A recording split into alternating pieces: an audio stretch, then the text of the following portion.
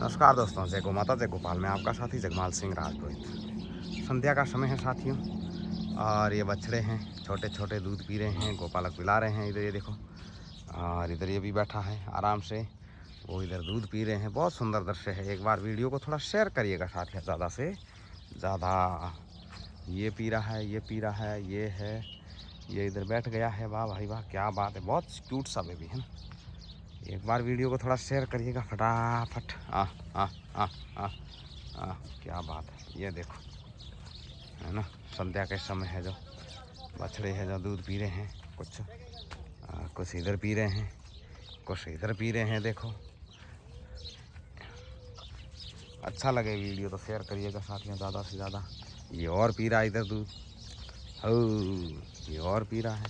हाँ हाँ हाँ हाँ हाँ हाँ हाँ। एक और अंदर पी रहा ले, वो बे पिए हुए रे कयो, एवो टोकड़ियो कई रो है।